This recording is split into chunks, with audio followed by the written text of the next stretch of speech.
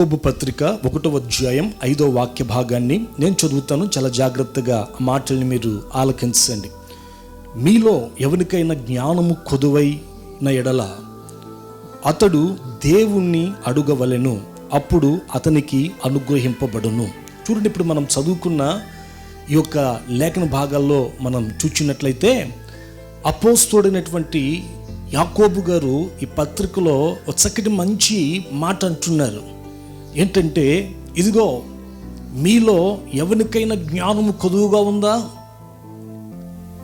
జ్ఞానము కొదువుగా ఉండిన ఎడల మీరేం చేస్తారంటే, దేవుణ్ణి మీరు అడగండి, ప్రభువా నా జీవితంలో నాకు జ్ఞానం అనేది కొదువుగా ఉంది కాబట్టి నాకు జ్ఞానమును దయచేయమని చెప్పి నీవు దేవుణ్ణి అడగగలిగినట్లయితే జ్ఞానము నిమిత్తమై అప్పుడు దేవుడు మీకు అనుగ్రహిస్తాడు అనేసి చెబుతున్నట్లుగా మనం చూస్తున్నాం. అంటే దేవుని బిడ్డలారా, మన దైనందిక జీవితాల్లో 4వదిగా మనలో ఏం కొదువ ఉండకూడదు అని వాక్యం హెచ్చరిస్తుంది. అని అంటే జ్ఞానము అనేది మనలో కొదువుగా ఉండకూడదట.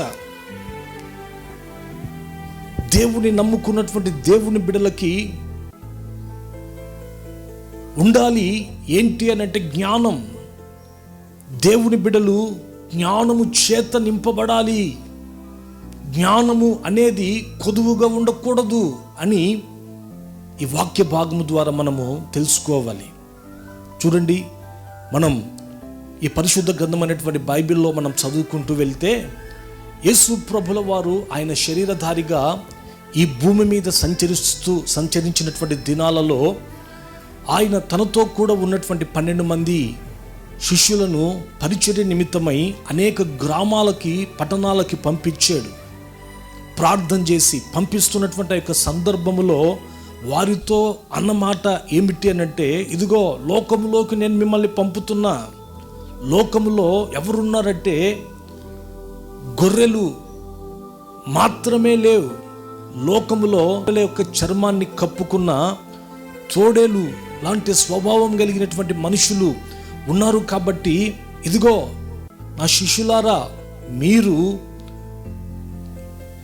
ఈ పరిచర్యలో ఎలా ముందుకు సాగుతారు అని అంటే, పాము వలె వివేకమును పావురము వలె నిష్కపటులై ముందుకు సాగి వెళ్ళండి అంటాడు. అంటే ఈ రోజున ఈ యొక్క వాక్య భాగంలో మీరు నోట్ చేసుకోవాల్సిన మాట ఏంటంటే, ఇక్కడ యేసు ప్రభుల వారు 2 విషయాలు చెప్తున్నారు. ఒకటి ఏంటంటే, పాము వలె మీరు వివేకులై ఉండండి. వివేకం అంటే జ్ఞానం. పాము వలె మీరు వివేకులై ఉండండి అని మొదటిగా చెప్తున్నాడు.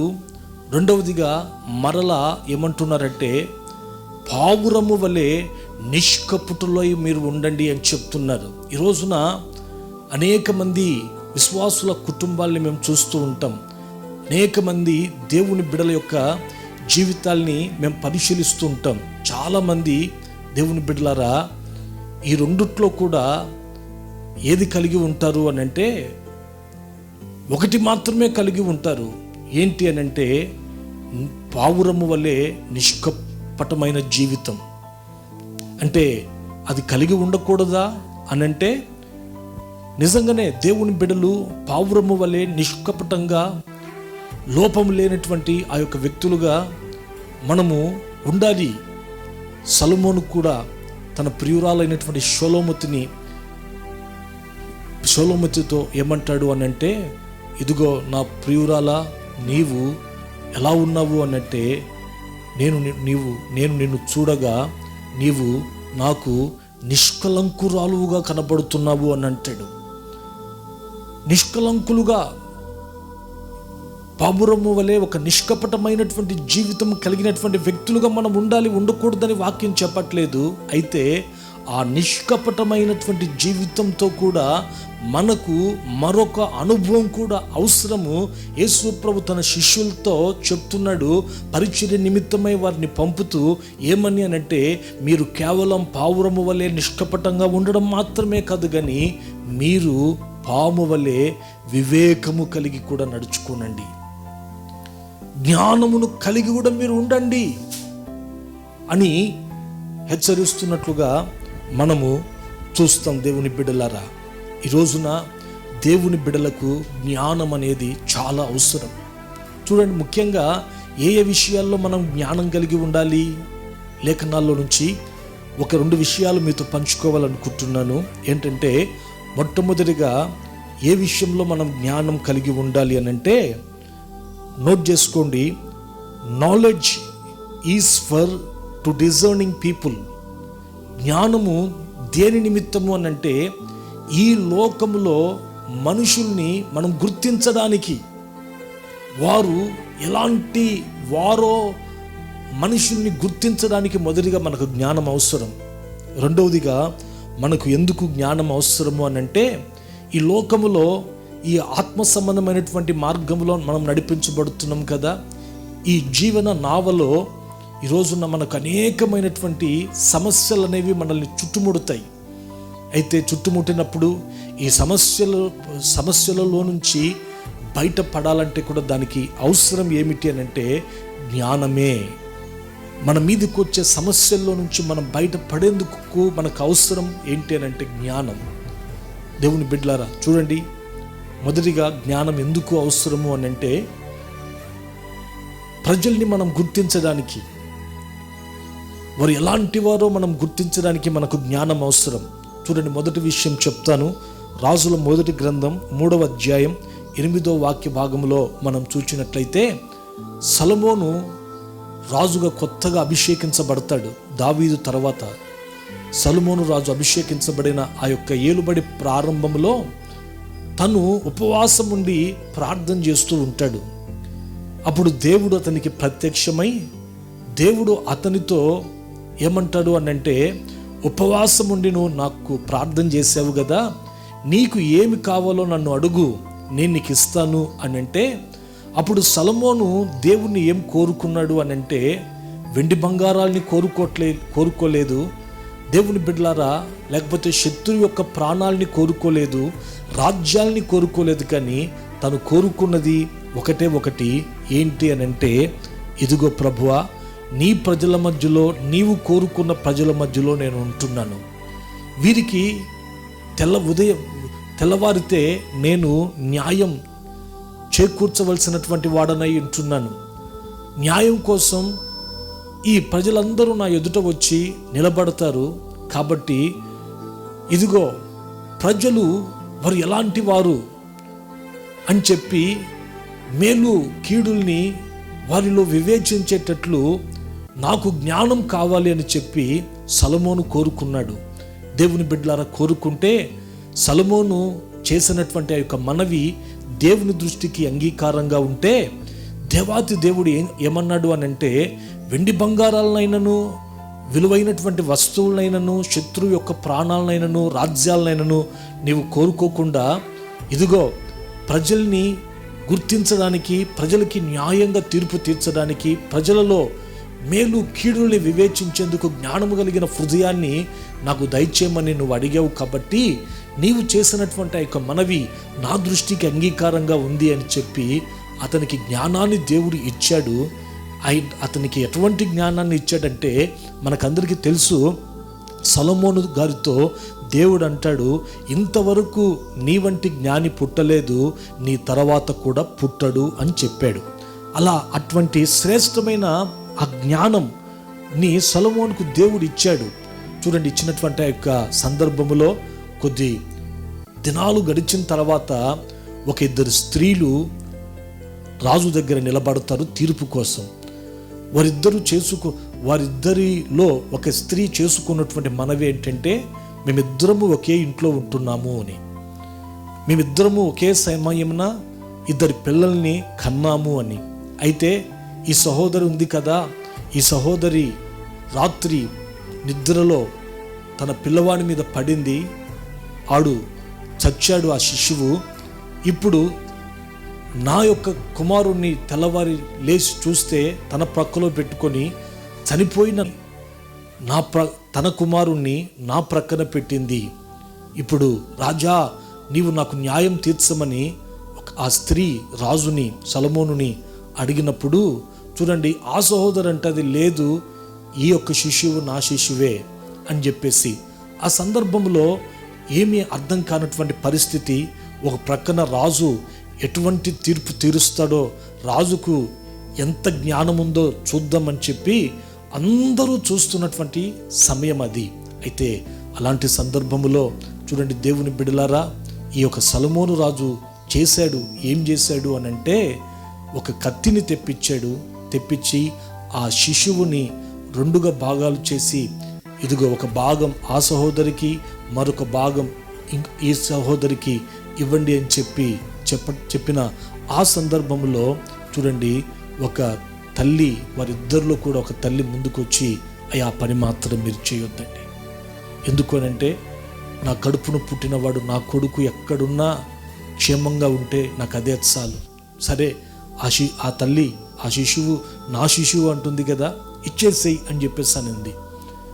ఇంకొక సహోదరి మాత్రం సరే సగం చేద్దామని చెప్పి ముందుకు వచ్చింది, కానీ నిజమైన తల్లి ముందుకు రాలేదండి. అప్పుడు వెంటనే రాజు సొలొమోను గారు అంటారు, ఏమనంటే, ఇదిగో ఈ తల్లి ఎవరైతే ఆ బాబుని చంపొద్దు అని ముందుకొచ్చారో, సగం చేయొద్దని ముందుకొచ్చారో, ఆ శిశువును ఆ తల్లికి ఇవ్వండి. ఎందుకంటే నిజంగా ఆ తల్లే ఈ యొక్క శిశువుకి తల్లి అని అంటాడు.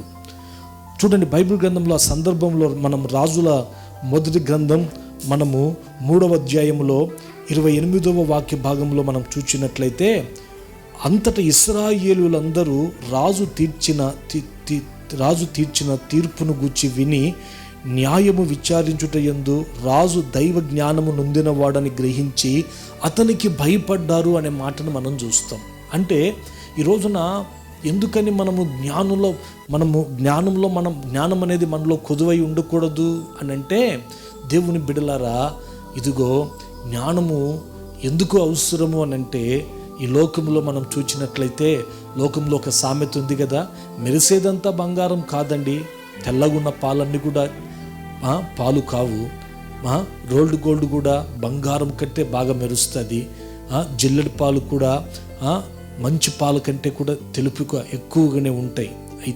ఈ రోజున ఎవరి మంచి ఎవరు చెడు అని మనం గుర్తించాలి అని అంటే, మనకు ప్రాముఖ్యంగా అవసరం ఏంటి అని అంటే జ్ఞానం అవసరం. ఆ జ్ఞానం ఉంటేనే ఈ రోజున మనుషుల్ని మనం గుర్తించగలుగుతాం, వారు మంచివారా లేకపోతే చెడ్డవారా అని. లేకపోతే జ్ఞానం లేకపోతే మనము ఏమవుతాము అని అంటే, చెడ్డవారిని మంచివారిగా ఎంచి దాని ద్వారా నష్టాల పాలవుతాం.